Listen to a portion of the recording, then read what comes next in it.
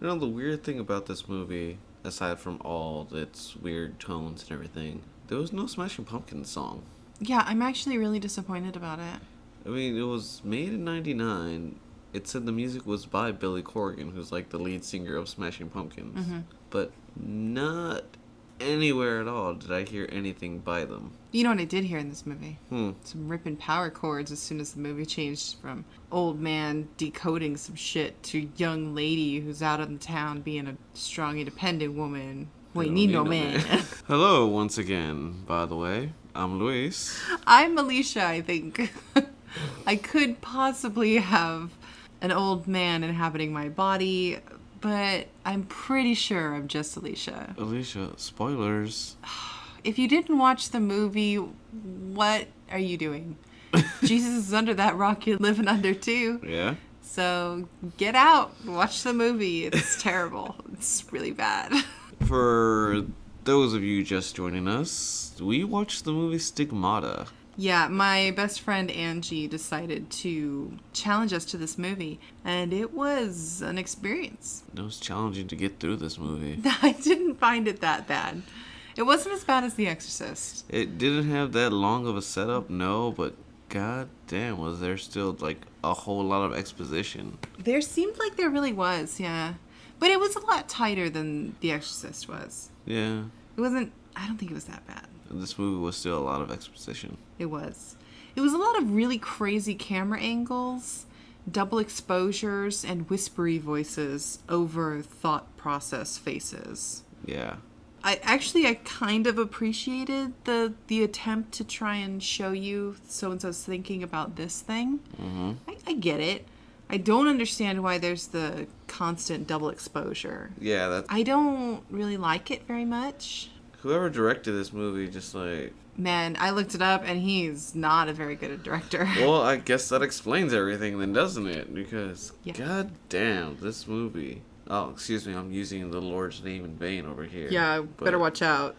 Rupert Wainwright was the director, in case anybody's wondering. He is not known for anything better than this movie. He's known for 3 main movies. This movie, The Fog, and Blank Check. All 3 of them are terrible movies. Yes. I mean, I could blame it on the writer, because the writer's also awful.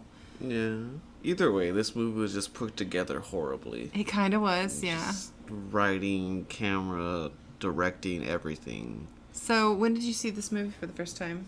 It was about 2000, I think. Somewhere around there? Yeah. When it came out on, like, TV or whatever? Yeah, something so it would like have been about 2001 or yeah. so, probably. That sounds about the same for me. I remember seeing it, I think, with family on HBO. And even then, I was still questioning. Like, I was pretty religious at the time, but I was still questioning this movie. Like, what the hell is going on here? Yeah, spoiler alert, guys. Lewis used to be a really religious person. Yeah. Emphasis on used to. Yeah. We won't get into our own personal religious views, like, too much. We're just going to give you guys the warning of... We do have a lot of background, both of us. Lewis specifically in Catholicism. We do have a lot of background in religion, so we're not going to be sitting here touting off, making fun of the religion at all, because it's your religion. We're not going to make fun of it. That's just the way it is. That's one of those things that we would never make fun of somebody for, unless they're Scientologists. But that's just obvious. Of course we're going to make fun of you if you're a Scientologist. That's not a religion anyway. No, it's a multi-level marketing scheme is what it is. That's right. I use smart words sometimes. Hashtag smart boys. All right, so let's get into the movie. We've bitched about this movie for a full 5 minutes.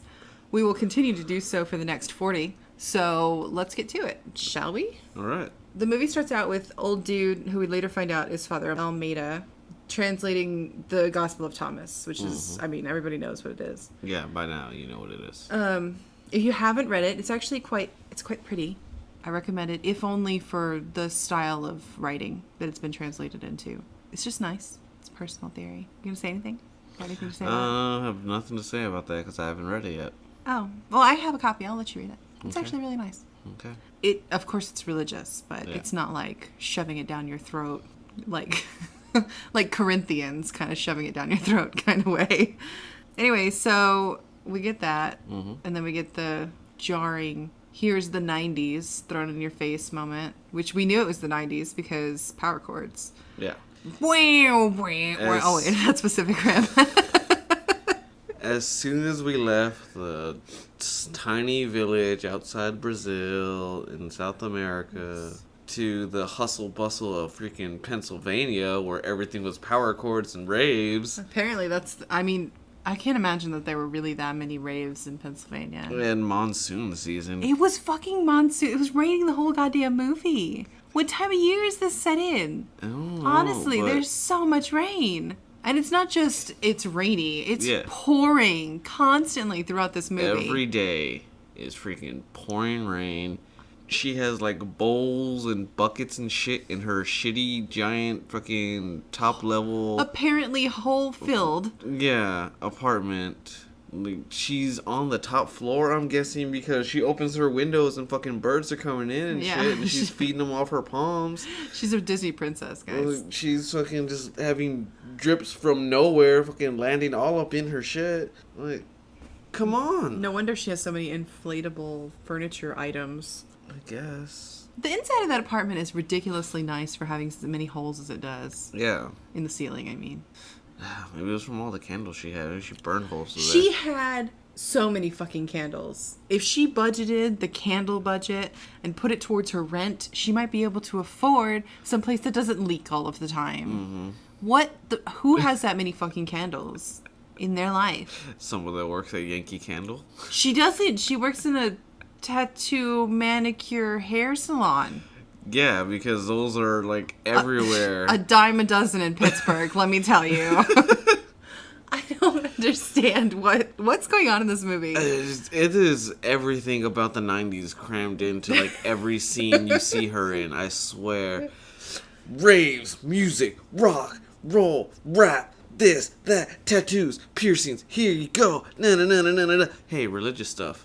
Na na na na na na na. 90s. Hey, other religious stuff. 90s. 90s everywhere. All we need is MTV. Dun, dun, dun, dun, dun, dun, dun. Religious.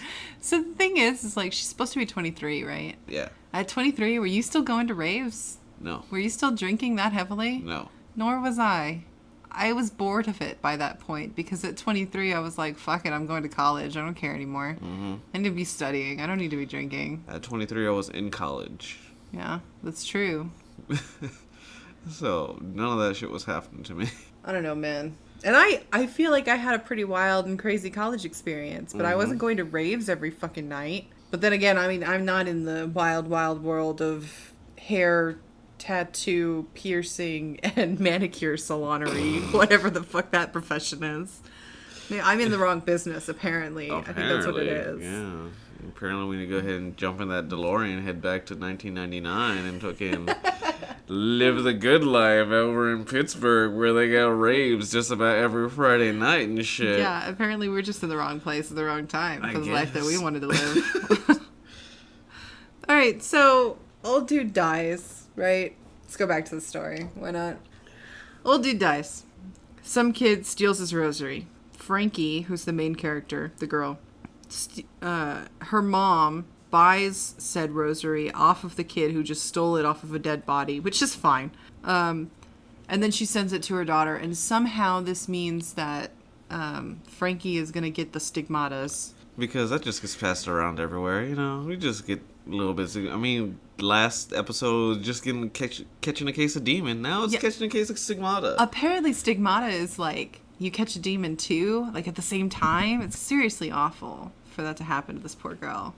Not only is she bleeding from every now brand new orifice, she's also being infested with the old demon. Oh, it's not a demon. It's just an old guy. Okay, well then who tried to seduce the fucking priest? Her and the old guy. The old guy is now like wanting some younger priest booty. Hey. I don't know what's going on in his life. You know, maybe he was just really, really lonely. Maybe. I don't know. All I'm saying, though, is somebody trying to get that booty. Everybody was after that priest's booty. It was kind of weird. Which was really weird. Even the best friend girl was like, how about that priest, yo? Yeah, how about him? Mm-hmm. How good is he? But I think this is even after the Catholic scandal where people started finding out of all the altar boy molestations and stuff like that. Possibly. I'm not making fun of the religion at all, but That was a thing that happened Yep. in the 90s. So I don't know if it's before. I think it was before this. So Yeah. that reaction doesn't seem quite genuine for the time period. I don't know. Nope. I think they had to force it in there. Maybe that's why everybody was going after the priest, just because they were trying to like make it seem okay, like humanize the priesthood. Mm-hmm. They had religious advisors on this.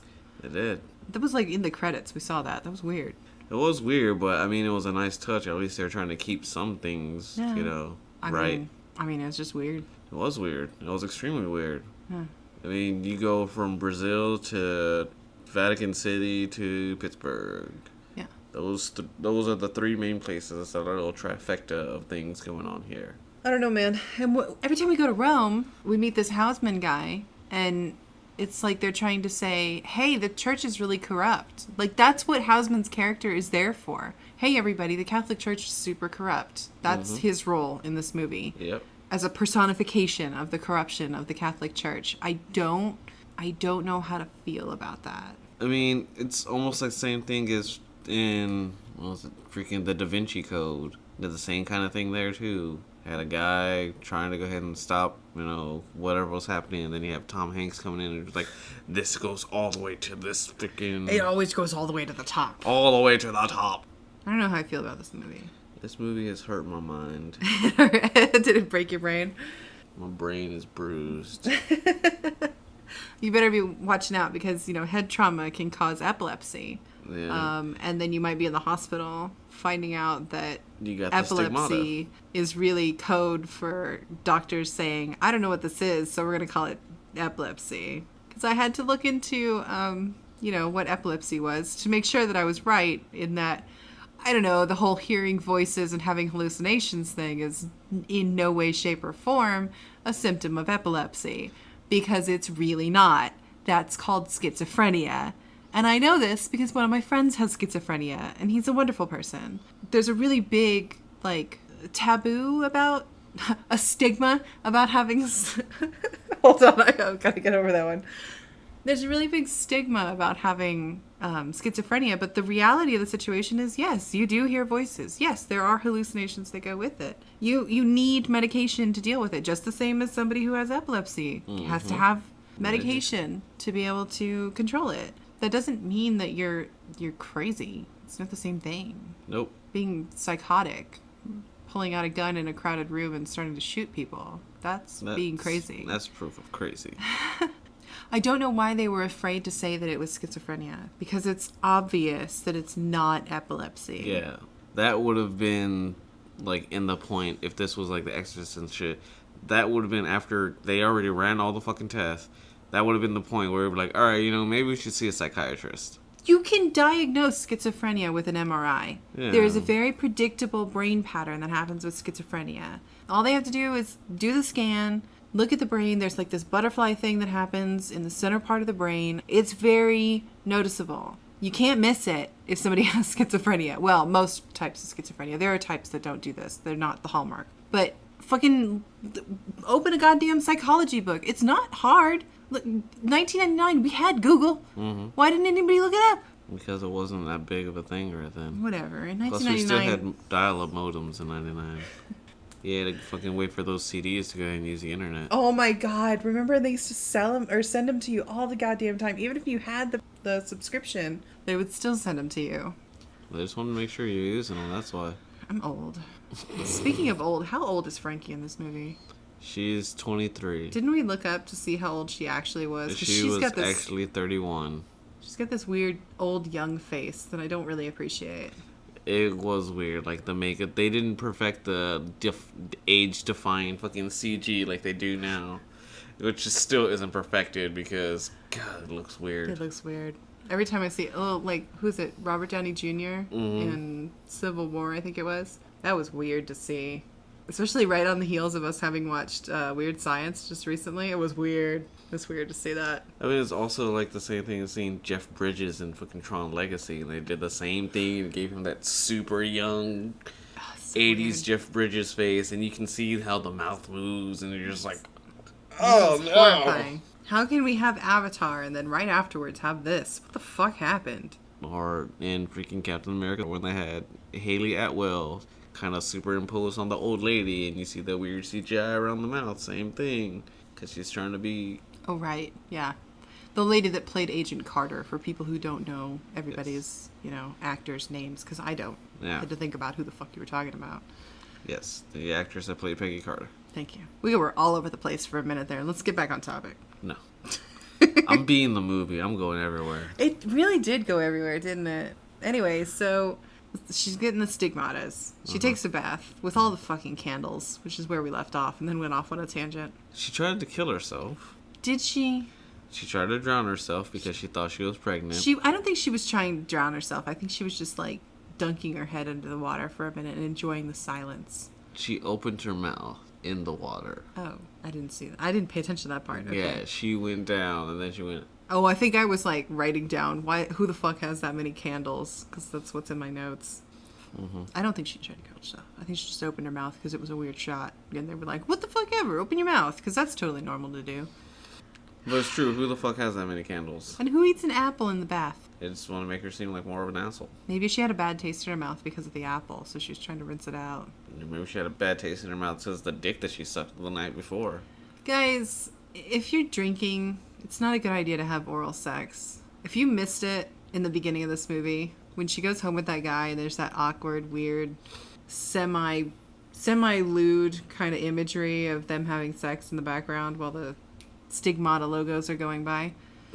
He's going down on her. It's not a good idea after you've been drinking. Mess up the pH balance of your vagina. Don't do it. That's how you get yeast infections. That's how you get yeast infection, especially with beer. Don't go down on a girl if you've had beer for the night. Don't do it. Bad for the vagina.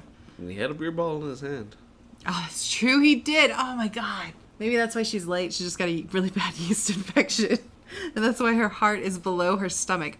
What the fuck does that line mean? I legitimately don't know what that line means. I don't know what the hell. When she's describing how she feels about her possible pregnancy. I don't know, man. So what the hell is going on in this movie? Because I just lost the thread of the movie. Okay, so she gets the stigmatas, which is what I've been trying to get to for the last few minutes. Mm-hmm. After not trying to kill herself. And then, when she tries to sit up, she gets the stigmatas. She gets an attack of the stigmatas. Who called the ambulance to get her to the hospital? I have no idea. And how the hell freaking Nia Long show up so damn quickly with her purple ass hair? I loved her hair. I loved it the whole movie. But especially when she goes to the hospital like the second time, I think it is. Mm. When her hair is like starting to curl again. Mm. Like, it's so cute on her. So cute. Anyway, fucking Nia Long drops her off at her apartment for her bath, and then all of a sudden she's right there while everybody's pulling her into the fucking ER and everything. I don't know what the hell she's doing there. I really don't understand She it. dropped her off at the door and said, alright, I'll see you tomorrow. Bye, girlfriend. Why? I hate it when people are like, girlfriend. I hate it. I'm not your girlfriend. So the doctor's like, you did this to yourself. And she's like, no, I didn't. And she's like, yes, you did. How are things at work? Mm-hmm. Okay, I get it. To them, it's obvious that it would be a self-inflicted wound, right? Because she was alone. How else would it have gotten there, right? Mm-hmm. But doctors are also trained to look at the angles of certain things. Yeah. And how would she have done the other side? And how would she have gotten clean through? Yeah. With such a long freaking thing or slender thing anyway? Most of the time that happens, it's just a slit. It doesn't look like, logically, it just doesn't look like it would be a suicide attempt. Nope. Maybe the doctor's just going back to the first thing, like Occam's razor. Like, the most simple answer is probably the right one. Okay. But that's still a very bad leap in logic to go ahead and go straight to that. Yeah. It kind of seems like the writer sat down and was like, I need to make sure that it looks like everybody doesn't believe her for the whole movie. Except this one guy. Even then. He doesn't believe her at first because she's not devout. What the hell is going on in this movie? You've asked that like 10 or 18 times. Actually, I think I've asked it twice, but whatever. So they get back to Frankie's apartment, which is apparently the same night, even though the doctor's like, you need to be here for 24 hours for observation. Nope. Go back. Same night. Nia Long's gonna sleep with her. Yeah, fine. My question here is, where'd all that water come from? Yeah. There's water/blood all over the floor. And they're just gonna go to sleep. Nobody's gonna bother cleaning anything up. Because who cares about water damage? Haha. Yep. So you got holes in your roof, lady. Oh my god. Fucking get the Get the goddamn landlord out there to fix your fucking roof. Mm-hmm. I mean, I understand it's monsoon season, but Jesus. And then here comes the part where the movie starts bringing everybody together, right? We're not even talking about the church stuff because it's just boring and uninteresting and nothing is going to fucking make any sense. Yeah. We're not going to talk about it. There's a bleeding statue. What's his face? He's just the intro. Whatever. Bitch starts hallucinating at work. She goes chasing after some lady throwing a baby because she thinks she's pregnant. There ain't no baby. But she has something in her hand. Then she doesn't have it. Then she doesn't have anything in her hand. So which part of that is real? Because Mia is talking about there was no woman, as though she looked specifically for a woman beforehand. So what part of that was real? Because it seems like Mia is responding to something that she saw as well, right? So then Mia's going to take her home, right?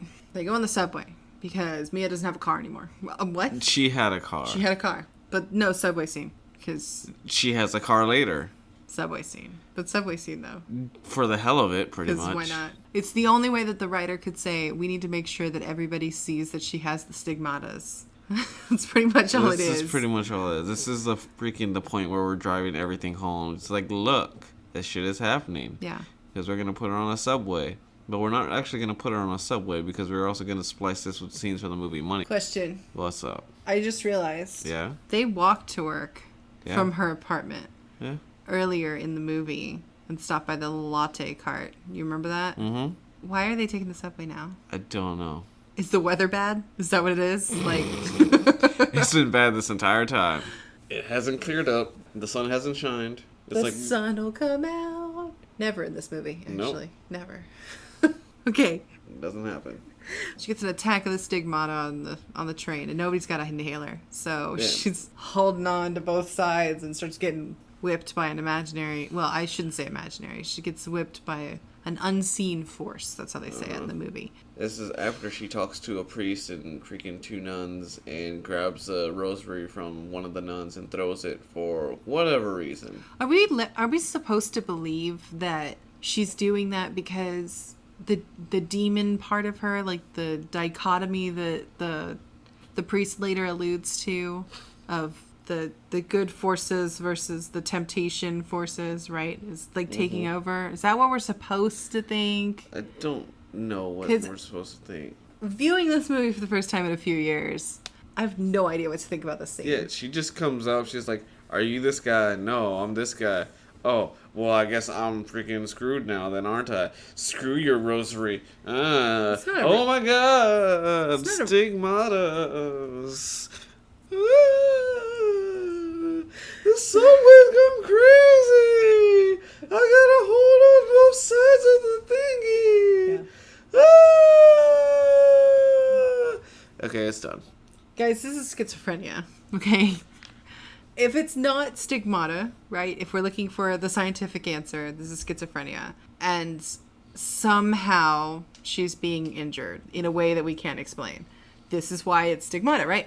But she goes back to the hospital and the doctor's like, "We're thinking you have epilepsy." Why is it epilepsy? It should be schizophrenia. It's never epilepsy. It's not lupus. It's never lupus. Why does she have so many candles, Lewis? The best part of the whole subway scene. Oh, thank you for subway, and please make sure you exit hopefully and safely. You'll see you next time. You know what's sad? I can understand you. Freaking PA guys, just like, yeah, shit just happened. So y'all take care. Yeah, have a good day. Was there anybody there to make sure everybody was okay? Nope. Or maybe No. it should have been news, Seems like something that there would have been news reporters there pretty quickly. And... No medical personnel, nothing. All right. And then they have to make their way back to the hospital. Okay, so later on in the movie, we find out that the father dude, that I forgot his name, was on the train with her, sent this video, which conveniently shows her getting the stigmatas from the back, to the Vatican, right? Saying, "Hey, look, I think this lady is possessed or has the stigmatas," or whatever he was saying, right? How did he get a hold of that tape? He busted into the security office and says, "I'm a priest. I need that tape." And they were like, "Okay." Here's the thing. I used to work in a security office, work at the cameras and stuff. Mm-hmm. You remember. Mm-hmm. We don't hand that over to anybody. I know. It's private property. You don't hand that shit over. It's actually in my rule book. Well, was. I don't work there anymore. But not to hand it over to anybody. How did he get it? He's a priest. No, honestly, there is no clue of how or why, unless he fucking brought in his own freaking blank tape to record a copy of it. I guess. Like, that could be the only viable explanation. But even then, why the hell would they let him do that? Why would the Vatican have listened to him? Yeah. Because it's not... It's grainy ass, on a train footage. They made it better for the movie when they zoom in. Because they used a different type of tape than they would use in that kind of situation. Nobody has fucking HD in that time period. Nobody could have seen that she had whip marks. Nobody could have even... You can't even see color, really, on this. Or the bandages that she has on her wrist. How did they know? It could have been a shirt underneath her jacket that she's wearing. Mm-hmm, but no, apparently that one fucking priest, Kieran, can go ahead and see every fucking thing. He points it out, like, these are the bandages right here on her wrist, and there's the whip marks and everything, so I don't know what's going on, but why are you calling me about this? Maybe I need new glasses, because I couldn't see any of that shit, and the High Sparrow could see all of it. I mean, not the High Sparrow. Houseman. Here's my question. Okay. Is she possessed or stigmatted? Apparently it's a little bit of both. Why not both? I don't think that that's how stigmata works. We probably should have looked into it beforehand, but... Maybe. But even then, they explain it, like, multiple times about how the stigmata works. They're like, hey, it happens to deeply religious people, and they usually show the signs of, or have the marks that Jesus had when he was up on the cross being crucified and everything. Organic chemist guy. What was he? Yeah, organic chemist turned priest. Was it really organic chemistry? The fuck is he doing investigating? All right, whatever. Apparently nothing in this movie makes any sense. Doesn't need to make sense. We just need to throw shit together. We're on a deadline here. Yeah. We gotta get this out because this guy's gonna make another movie in like a few months. Yeah. Andrew Kiernan. Uh-huh. He played the priest in Stigmata. Then in the movie End of Days with Arnold Schwarzenegger. Played arguably his best role ever. As Satan. In the same year. He played both a priest and Satan. I think he's my new favorite actor. Yeah? No. Okay. All right. I tried. You tried. I mean, Idris Elba is just too good. That's all it is. Idris Elba is too good. I can't replace him with anybody because he's just too damn good. He's too damn good. Doesn't work. So, freaking chemist turned priest is just like, let me go ahead and just hang and pal around with you for a little bit and we'll figure out what's going on in your brain space because apparently you've got a case of the stigmatas and I don't have anything with me right now to help you cure it. So we're just going to find this out together. No, he goes through his little checklist. How old are you? 23? You look like you're 35. Are you sure you're 23? Oh, you're actually 31 playing a 23-year-old? Okay. Okay. What church do you go to? And she's like, I'm not religious. And he's like, well, you don't have the stigmatas. Because you have to be religious. Yep. So you don't have the stigmatas now. And she gets pissy. Yep. And she leaves. And that's fine. And then he follows her. And that's fine. And then she's freaking in the middle of a alleyway or whatever, freaking scratching shit into a car hood with a bottle and yelling shit in Aramaic because... So we're sure that this is the stigmata, not the possession, right? Yeah. We're sure it's not the demons? The demons? The demons. Demon. I feel like that should be a song. Demon. Anyway. Maybe it is. What the fuck happened to my notes? I can't even read my own handwriting. This is great. So he takes her back to the church rather than to her apartment, which is literally around the corner. Yeah. Even though her best friend is right there who could let them in because, I mean, I'm sure that one of them has the key. But he takes him back to the church. And then we're just going to skip over some stuff. She gets this weird scene where she's like looking at the Jesus on the cross image that's on the back part behind the altar. Mm-hmm. And she's like, you're wrong. I can't have the stigmatas because it's not through my hand. It's through my wrist. So I don't have stigmata. Does she not remember that she was the one who was like, I have to have stigmata? And he's like, no, you don't have stigmata because you're not religious. The writers messed that up halfway through. That's all it was. They forgot what they said. I can't believe that's like, really? Wait, is that like a real thing, or are you just being I'm sarcastic? just being sarcastic. Oh man, you deadpan that. You did the straight man like so well right then. I actually believed you for a second. That was great. Because yeah, that was just like so bullshit that they kind of just threw it as like I'm pretty sure somebody forgot what they wrote earlier and they were just like, oh fuck, or they fucking filmed these scenes first and then went back for the other ones. I don't know. Because it was goddamn ridiculous. So here's another thing. Here's another thing that bothers me. Best friend girl's there. Mm-hmm. So best friend girl knows where she is. Frankie is wearing clubbing clothes because she went to the bar. And then in the next scene when she wakes up, she's wearing different clothes. Where did she get those clothes? If she had to go to the church because she needed someplace safe to be, why couldn't she go back to her apartment? The only explanation that I can think of is that she couldn't get into her apartment. But then who got her those clothes? There's a really big issue here. Why was she at the fucking church? I don't know. Unless somebody freaking left some clothes in the church lost and found. Those don't look like church-going clothes. Those do not look like church-going clothes. I don't know, some else kind of going clothes. But it was weird. And yeah, freaking her best friend should have just been able to be like, hey, I got you, girlfriend. Yeah. I got this stuff for you. Nope, that shit didn't happen. I don't understand it, man. This whole movie it can be just summed up by I don't understand it. I don't get it. So then the priest and Frankie go on the date. I don't know what happened in between. I kind of lost the thread of the movie for a minute right now. No, that was pretty much it. She was freaking walking on top of a building, trying to process shit, whatever, and then they're just like, let's go on a date. It's not really a date, but it's a date. Let's go look for flowers Mm-hmm. together. And just, talk about each other's history and everything. But it's not a date. It's not a date. Until she catches another case of the stigmatas. And then it's hitting her feet.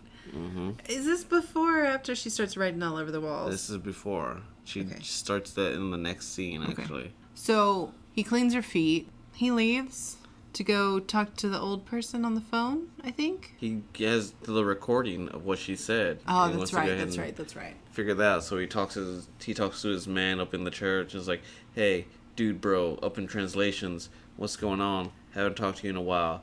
Hey, listen to this. Help me out. What's this mean? And he's like, but he hears the beginning of it and he's just like, all right, this is what it means. Look, I'm going to tell you right now. Don't play me anything else. And they're like, well, why? They're like, just freaking listen to me. All right? Just don't do it. All right? But call me back if you have anything else like you need translated. All right? I'm your boy. Peace out. And it's like, all right. And so he hangs up. And then that's when he comes back to her place and she's freaking possessed by whatever. Almeida. Yeah, the priest. By Lou Dallas Multipass. Looking for a priest. Freaking writing what's Aramaic on the wall, but it wasn't. It was actually Hebrew. Yeah, it's ancient Hebrew.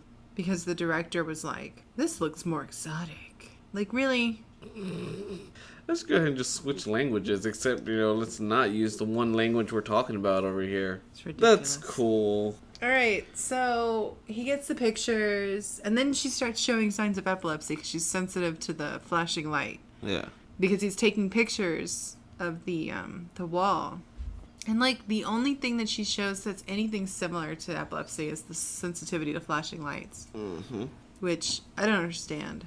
It seems like lazy writing, to be honest, because, in all honesty, she has more symptoms of schizophrenia. Just to emphasize that one more time, because it's ridiculous that anybody would say, you're hallucinating? Epilepsy. Oh, I see you're hearing strange voices and, hallucinating, just seeing visions of ladies dropping babies out in the middle of the street. Take these 2 aspirin, call me in the morning. That's pretty much it. But so then, priest dude starts sending pictures to old dude, the linguistics dude. Old translator, bro. Yeah. And old translator bro again freaks out. And he starts deleting them from the hard drive. But he just put them in the recycling bin. Because when the guy he's supposed to be Italian comes by and checks to see what he was doing, there they are. Old people never fucking remember to clear out their browser history. Anyway, the fuck is happening in this movie? Apparently there's a secret controversy that leads all the way to the head guy of freaking the Vatican. Hausman. He's not the head guy of the Vatican. He's not the Pope. He's just an upper level management guy. No, it goes all the way to the top to this guy. It doesn't go to the Pope maybe, but I don't know, man. I think I know why it doesn't go to the Pope. Why is that? Because they couldn't get anyone to wear the Pope clothes. He could have just had like a quick meeting with him or something. That would have been all right. I would have been okay with that. I don't know. It's like he just finishes up with the meeting with the Pope, and someone just like knocks on the door and was like, "Hey, we need to talk to you real quick." And he's like, "All right, forgive me, Your Eminence," or by Your Eminence, something like that. And you just see the Pope just go Pope hat from the background, like from the back shot, just a quick. Take it easy, yo. So, we're closing in on the end of the movie because we were just skipping over shitloads of things that happened. We're skipping over a lot of bullshit. We're skipping over so many questions, but we're just hitting on the big ones this time.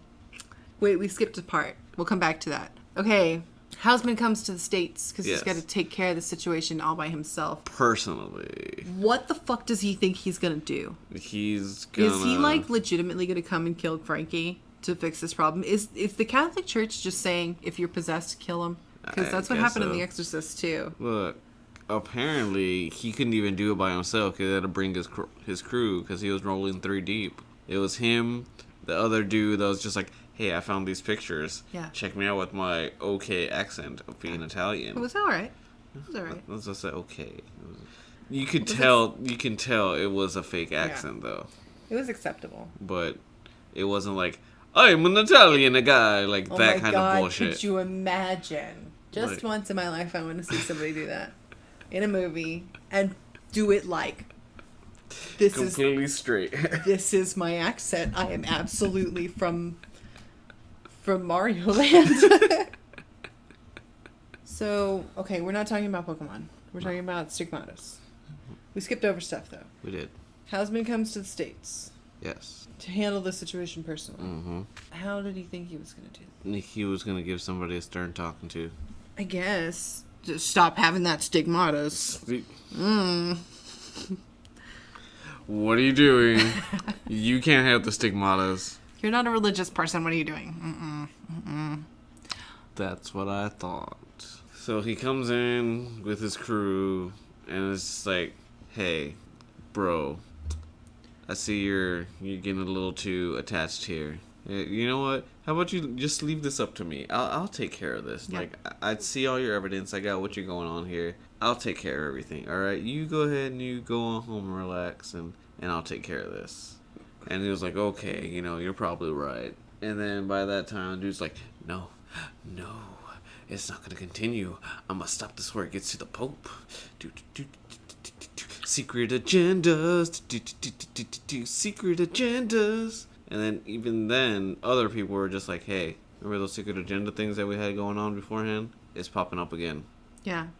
And then we have Boris, the bullet dodger guy, pop up as one of the other priests who was excommunicated from the church. And that's fine. That part actually makes more sense than the rest of the movie. Yep. Which I think probably the whole excommunication thing, priests being excommunicated for finding this Gospel of Thomas and translating it thing, and then all that junk, not wanting to give up on it because it's like controversial. Okay, historically speaking, it's a forgery. Mm-hmm. Or it's from a different time period than it's purported to be. The language of the actual scroll is wrong for the time period. Yes. So the Gospel of Thomas, well, pretty, is not what it's supposed to be in this movie specifically. Mm-hmm. It's not the words of Jesus at all. The time periods and the language don't work. They don't match. Just FYI, in case you didn't know that. So everybody's freaking out about this thing getting out because if it's actually the word of Jesus, which it's not, then nobody goes to church. Nobody has to go to church anymore, which means that the Catholic Church is no longer allowed to be in charge of stuff. Yeah. Which, in all honesty, in 1999, the Catholic Church wasn't really on top of anything. It was rocked by this whole molestation thing. The numbers were the lowest in eons. I don't know how long the Catholic Church has been around. Long enough. It's been long enough. How many other forms of Christianity are there that is not Catholic? Can we just talk about that for a second? Because couple of. The point that I'm trying to make is that the Catholic Church is not on top of anything. No. Not anymore. No. In the 80s, maybe. Maybe. But by the end of the 90s, leading into Y2K, no. No, not at all. They weren't a formidable thing. I guess maybe they were just trying to prevent like that final blow being dealt to the Catholic Church. Maybe that's what it is. All the cards fall down now, and nobody has to get up early on Sunday mornings anymore. No, we can actually sleep till noon and not have to worry about being woken up by our parents and rush to get ready to go to church that we're going to fall asleep through anyway. Oh, personal experiences, sorry. Yeah, I can hear it. I can hear the bitterness coming out. You want some sugar or something to balance out that salt you got going on over there? So anyway, priest dude finds out about all the behind the scenes shit that's going on. Somehow the director thinks that driving can look dramatic. Oh, it can look dramatic when you have a whole bunch of rain coming on you and you're not the Michelin Man. Jesus, there's a lot of rain in this movie. The main theme of this movie, it's rain. It's rain. I've had experiences with rain. It's wet. Moving on. So during this whole scene, there's like this back and forth between the two main characters of this movie. What the fuck is going on? Apparently, this gospel can't reach anybody's ears because freaking Hausman over here, I don't even know what freaking position he's in, but I don't know either. he's like so far up or just high enough where he's just like, this can't reach anybody else's ears and I'm gonna kill this girl now because of this. Yeah, he's straight up about to murder Frankie. Can we just talk about that for a second? And this whole time he's just like, oh, God forgive me for I have sinned and everything that I'm about to do and all this. It's like he's planning. This is premeditative. Yeah, it's not, you can't ask for forgiveness if you sat there and planned it. This is premeditative murder. He's just like, I'm gonna kill this. I'm gonna kill this woman. I'm gonna strangle her so nobody knows of this word. Yeah. Praise Jesus. And then freaking the priest, Andrew Kiernan, busts in there. He's like, what are you doing? He's a you cardinal. can't do... Well, okay. Well, Cardinal Hausman sucks. It's a high sparrow. Oh my God. Lewis, the high sparrow would be a bird, just like a cardinal. How did I never make that connection? Because we didn't remember what his station was.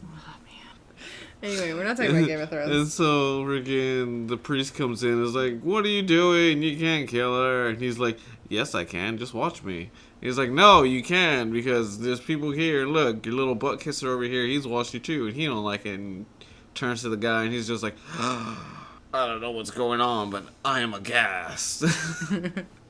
Okay, he goes in there after defending her or getting rid of everybody or whatever happened. And then he goes back in there and Frankie, in the voice of Father Almeida, which is the old dude that was translating shit in the beginning of the movie, just to be clear on who I'm talking about. He's like speaking to what's-his-fuck, priest dude. And priest dude's like, let me be your messenger. Trying to do the same thing that happened in The Exorcist. He's like, come into me instead of this girl. Yeah. And Almeida goes, a messenger only has faith. You're filled with doubt. Yeah. Something along those lines. What the fuck is he doing in Frankie then? Yeah, she didn't have any faith. She had no faith. She didn't even know what a rosary was. Nope. Because when she gets the necklace, she's like, oh, cute necklace. Like, she's never seen a fucking rosary before in her the life. mom's like, oh no, it's a rosary, and I just bought it off this kid who stole it off this dead guy and just ran all through this entire village, and nobody stopped him about it. It's cool though, right? I don't know. And then this scene has so many flashing lights. If anybody actually did have epilepsy going to see this movie, they'd be dead by the end of it. And if they didn't, they would now. That's true. 100% true. Is Frankie dead at the end of this movie? She's alive. I'm really curious about it because it doesn't seem like she's, alive. Yeah. She is a martyr. It feels like she should have been, right? Seems like the kind of situation that should have ended in, like, her being a martyr for something. For messengers. I don't know what the hell she would be a martyr of. She's the martyr of messengers. Maybe. That's what it was. Of linguistics. She's the martyr of linguistics. The martyr of translators. There it is. But yeah, freaking, and so he's the Father Almeida's just like, you're full of shit. You can't fucking come over here and touch me. And he's like, watch me. I'm gonna be Satan in a few months. Yeah. Walk through the fire. I've been practicing this shit for months for my other role. And then he's just like, oh, snap. And she's like repeating the words that everybody's been repeating now. It's just like, hey, check out this first verse of this thing that we found. It's actually not the first verse. It's like the 77th verse in that. But like, there's a some- lot that goes into yeah. it before it comes to that point. It's definitely the most beautifully, the most beautifully written in it. Yes. Well, yes. you wouldn't know. You haven't read it. It still But sounds nice. it's very beautiful. So anyway, he saves her, brings her outside of the sheet to make sure that we get the imagery that she should be a saint. right at the end.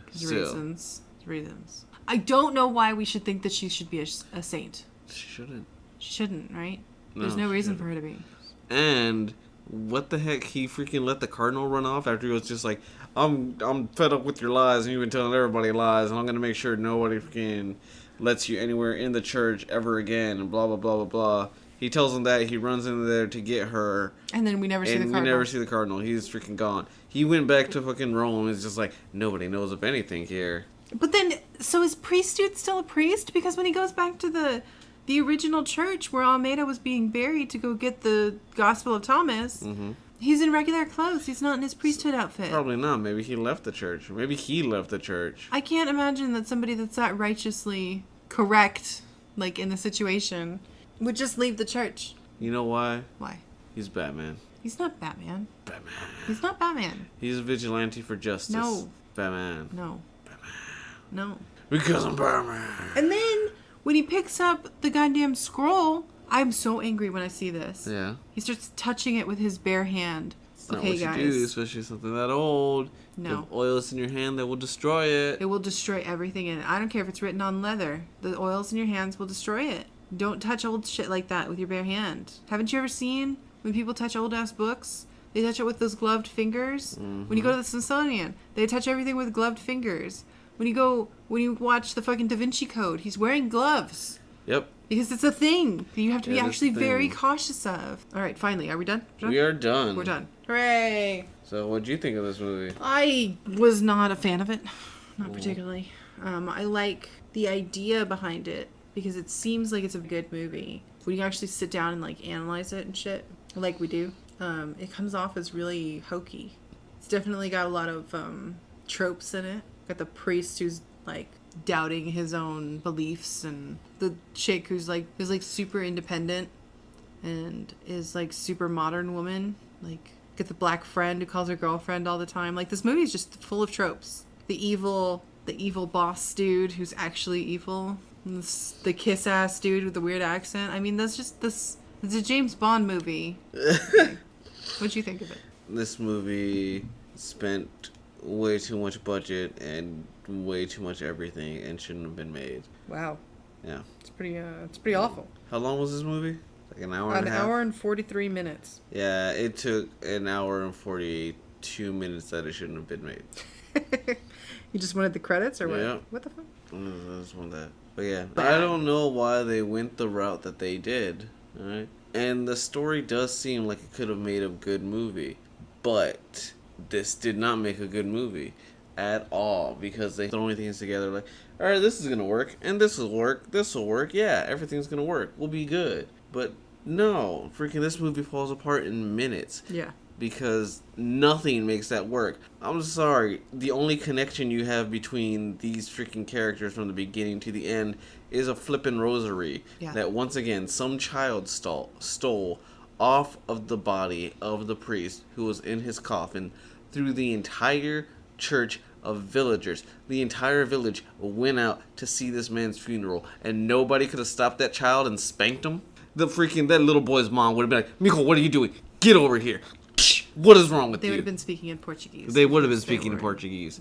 But still, you understand my connotation here. He would not have been able to get up there to go ahead and touch the freaking coffin, nor would he have been able to escape without freaking his mom, his grandma, his grandma's grandma, his aunt, his aunt's aunt, his freaking cousins, and everybody else up on his ass, beating him down and saying, what do you think you're doing? There would have been chanclas thrown from the back of the freaking church and slapped him upside the head before he even reached the thing. Sure, that's probably true. So, it feels a little racist to say, but I can say it.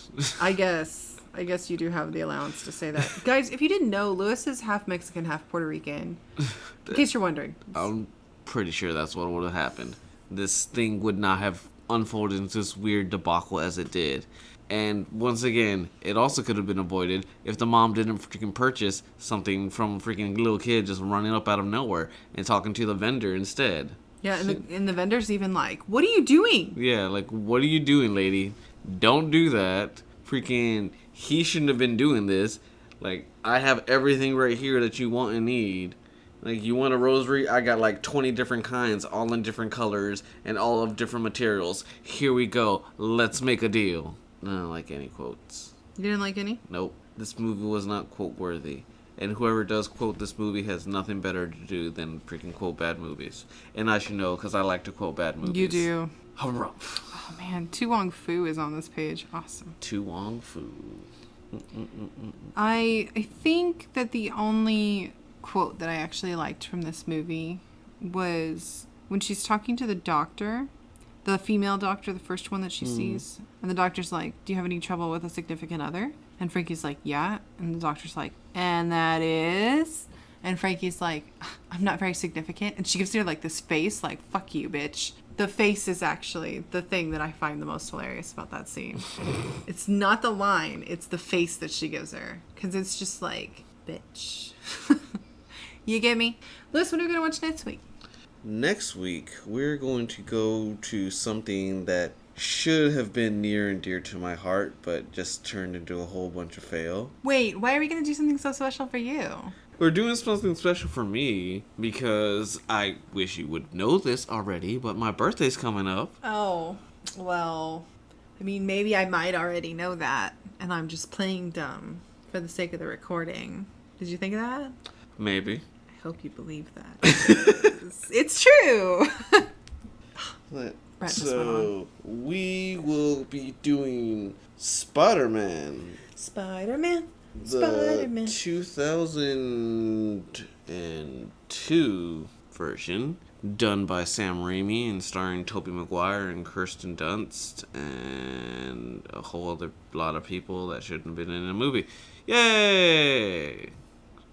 I'm sorry, this movie had potential, but it just tore it down so quickly and it made me really sad on the inside. Yeah. And then it spawned 2 more movies that just drove everything down to nothing.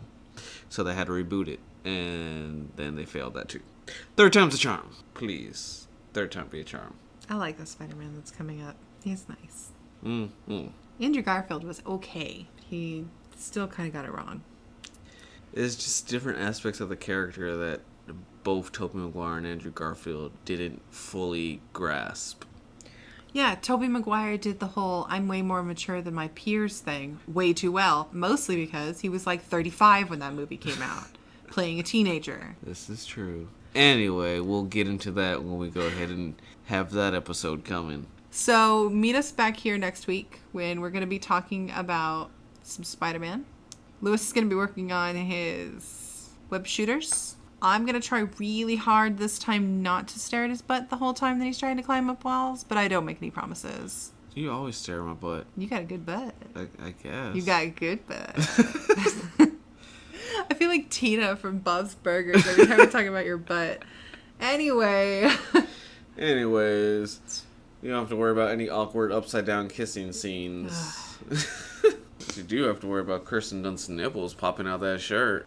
It was a sexual awakening for a lot of kids. Spider Pig.